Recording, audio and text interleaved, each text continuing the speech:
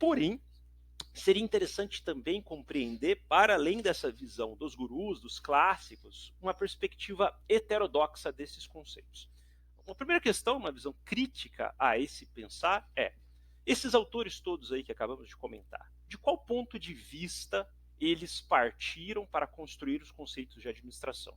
Ou seja, quem eram esses sujeitos? Será que eles pensaram esses sujeitos a partir de um contexto popular, de cooperativas, associações, gestão pública, ou eles assumiram essa visão de grandes empresas, como grandes empresários, como consultores, né? E, ao mesmo tempo, esses conceitos foram pensados na visão daquele que gere ou daquele que é gerido. Então, numa perspectiva crítica a essa visão, por exemplo, dois autores que eu indico a leitura de vocês, né, Marcen e Tolle, eles abordam que a visão clássica da administração, ela partiu de uma visão de mundo daquele que gere, não daquele que é gerido, de um contexto privado, consequentemente, de uma visão de grandes empresários e não de uma visão da classe trabalhadora, né? Consequentemente, esses conceitos de administração, que são hegemônicos na área, não interpelam a visão daqueles que são geridos. Nesse mesmo sentido, dando continuidade a essa perspectiva, há um texto que vocês conseguem baixar na Revista de Administração Pública, uma das principais publicações acadêmicas do Brasil, né?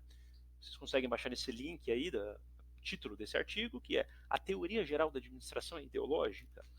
Essa obra, né, esse artigo, foi escrito por Maurício Trachtenberg, foi um professor da Universidade de São Paulo, faleceu precocemente, né, no auge da sua produtividade intelectual, e que ele traz uma visão crítica sobre a administração, já que ele diz o seguinte, que aquela visão que nós vimos de Taylor, do ganha-ganha, ela não funciona tão bem assim, já que toda a fundamentação da administração pauta-se nessa ideia harmônica. Porém, essa ideia harmônica ela é ideológica por camuflar os conflitos entre aqueles que são governados daqueles que governam.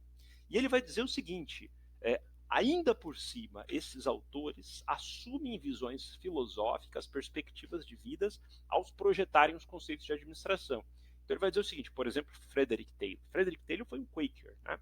Ele foi um protestante, um purista protestante, né, puritano, e que tinha uma obsessão pelo trabalho intenso, pela disciplina e pela obediência. Então, essa visão de mundo dele influenciou, consequentemente, nesse conceito. Quem tiver interesse numa perspectiva introdutória dessa ideia mais psicanalítica, subjetiva de Frederick Taylor, pode ler também na revista Rai, esse artigo de 94, de Prestes Mota, né, Fernando Prestes Mota, que foi um professor da Fundação Getúlio Vargas, que ele, em 5 páginas, disseca esse conceito de Taylor no divã. Né? Então ele brinca com esses conceitos subjetivos e como que esses conceitos, se Taylor fosse no divã, como que os distúrbios que perpassam interferiram na sua obra. Né? Eu traria ainda um terceiro autor, dentre os vários que trazem uma abordagem heterodoxa, que foi um professor ainda em vida também, né?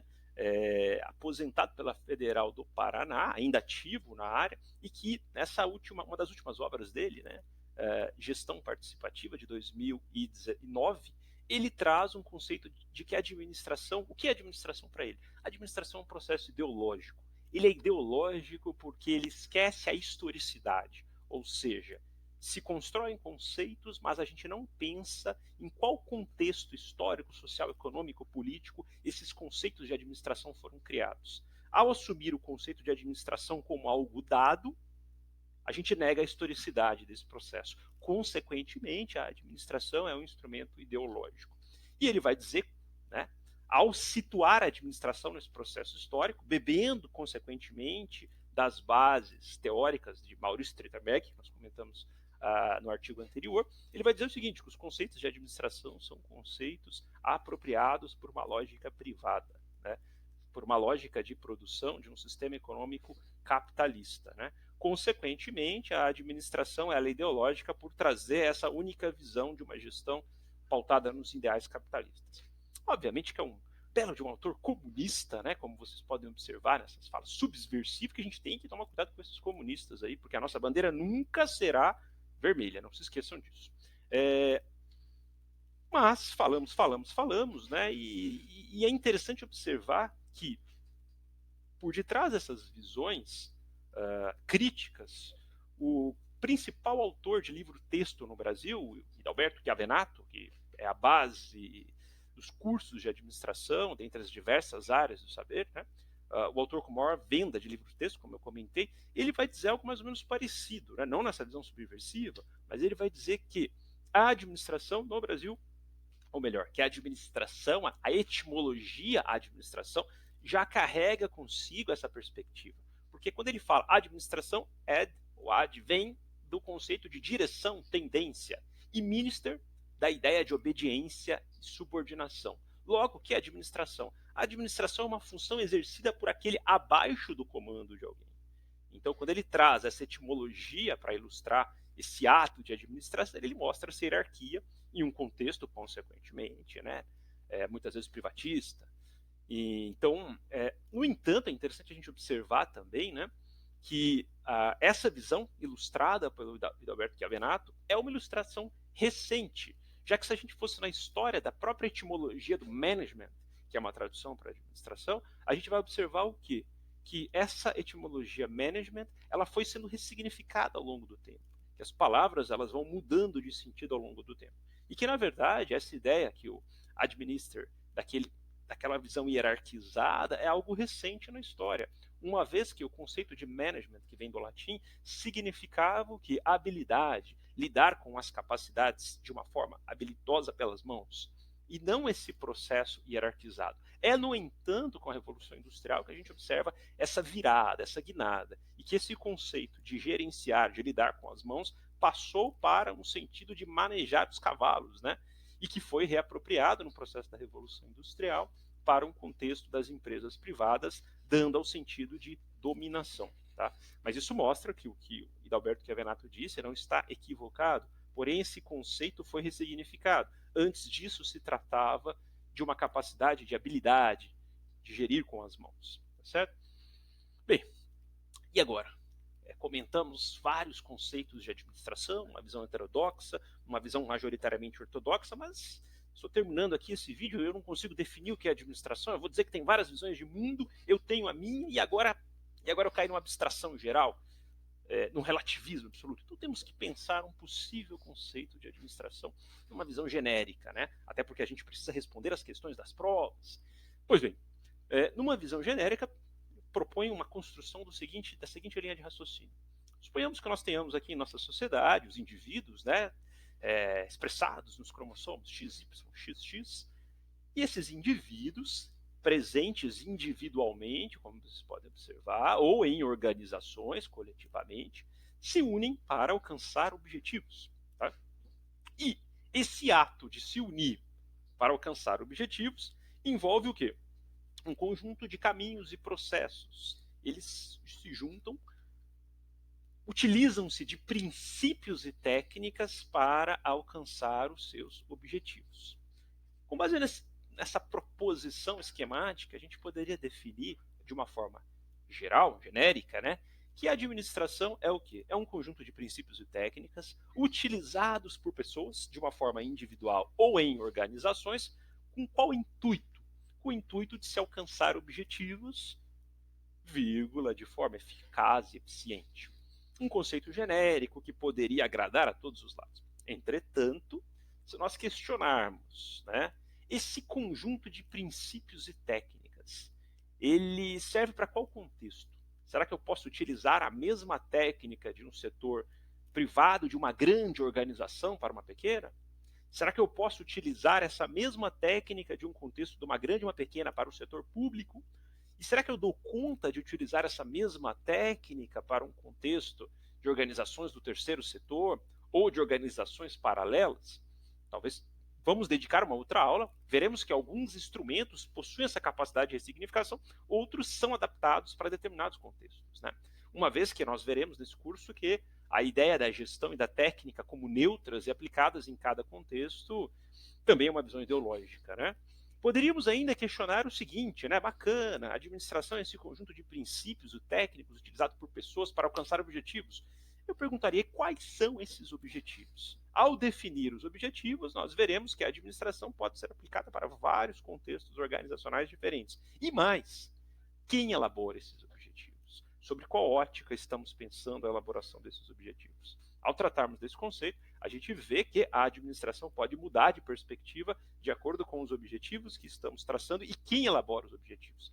E diríamos, por fim, que a administração, esse conjunto de técnicas, estratégias, esses princípios organizados para alcançar os objetivos, visam alcançá-los de forma eficaz ou eficiente. Eu termino perguntando para vocês, eficiente para quem, né?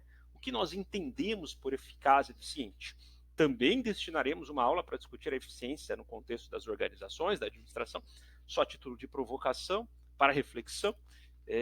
Imaginem o seguinte cenário: uma cooperativa, né, de produtores, por exemplo, de produtores de leite, resolvem se tornar mais eficiente, produzindo mais com menos e tendo no final do mês um caixa mais elevado, uma receita maior.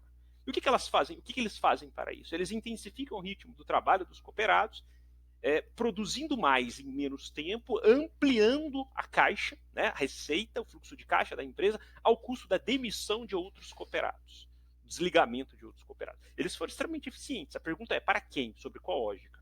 Sobre a lógica do fluxo de caixa, sim, foram extremamente eficientes. Sobre a lógica de se fazer mais em menos tempo, foram extremamente eficientes.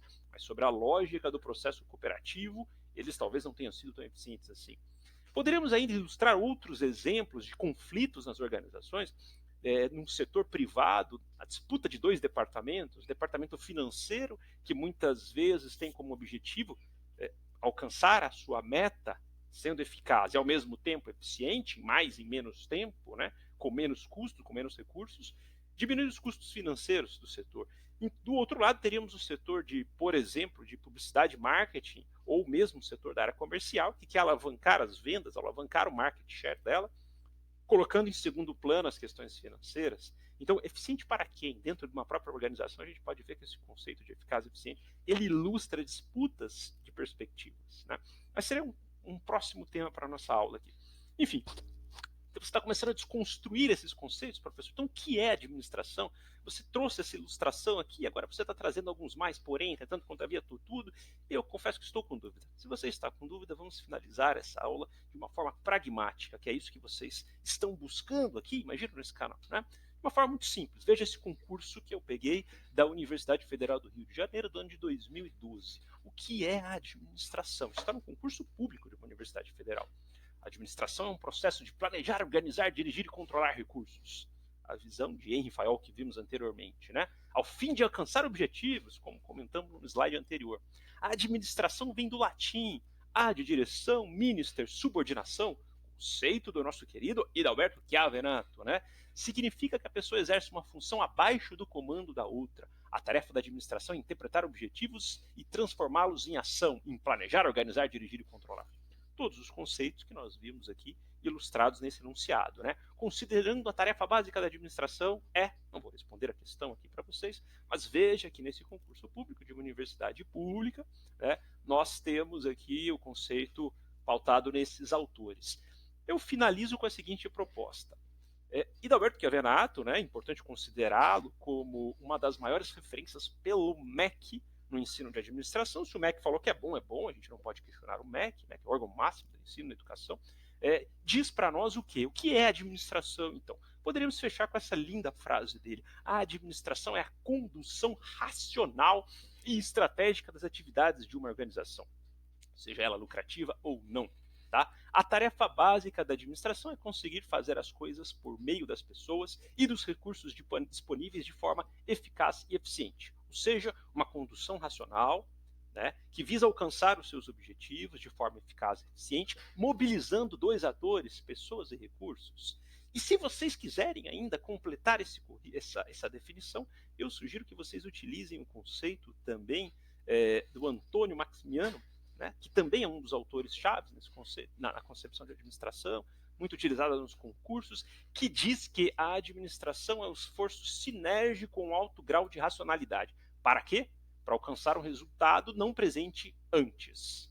Esses dois conceitos resolvem os problemas de vocês aí, em grande parte dos concursos, das provas. Mas, professor, e a abordagem crítica que o senhor comentou? Essa aula não era uma aula de uma visão heterodoxa, pessoal, em pleno século XXI, eu sugiro que vocês não se preocupem muito com a abordagem heterodoxa, uma vez que o que move a regra do mercado, o que move a nossa lógica é o mainstream, né? Deixem essas abordagens heterodoxas para os comunistas que querem dominar o mundo, uma vez que a nossa bandeira nunca, jamais será vermelha.